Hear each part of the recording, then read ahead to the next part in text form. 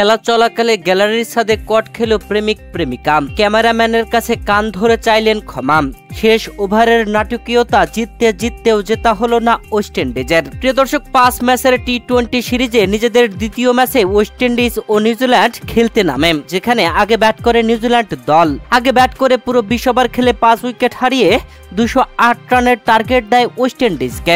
নিউজিল্যান্ডের ব্যাটিং এর সময় গ্যালারিতে ঘটেছে অবাক কাণ্ড।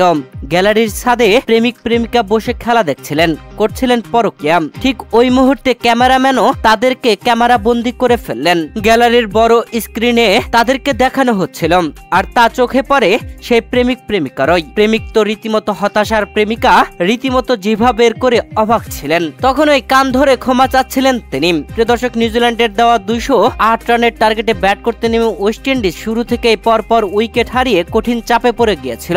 শেষ দিকে রান আর বলের সংখ্যা ছিল বড়ই ফারাক, তবে সেই ফারাককে একদম কমিয়ে এনেছিলেন রোবম্যান পাওয়েল ও ম্যাথিউ ফোর্ড। অসাধারণ জুটি গড়েছিলেন, তবে শেষ পর্যন্ত দলকে জেতাতে ব্যর্থ হয়েছেন তারা।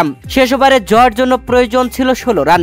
স্ট্রাইক প্রান্তে ছিলেন ম্যাথিউ ফোর্ড আর নন স্ট্রাইক প্রান্তে রোবম্যান পাওয়েল। প্রথম বলে একটি 4-এর বাউন্ডারি হাঁকান ম্যাথিউ ফোর্ড, এরপরে দ্বিতীয় বল ডট আর তৃতীয় বলে আরো একটি 4-এর বাউন্ডারি হাঁকান ম্যাথিউ ফোর্ড। তবে সবাই ভেবেছিল এটা ফুলটস নো ধরেছে, তবে হাই নো নয়, হয়েছে পায়ের নম। বোলার কাইল জেমিসন রীতিমতো অবাক ছিলেন। পরে টিভি রিপ্লে দেখে আবার তিনি শান্ত হয়েছেন। এরপরে ফ্রি হিট বলে একটি সিঙ্গেল, তারপরে স্ট্রাইক প্রান্তে যান রোবম্যান পাওয়েল, সজোরে ব্যাট চালান, তবে বলটি অনেক উঁচুতে ওঠে এবং ক্যাচ আউট হয়ে যান তিনি।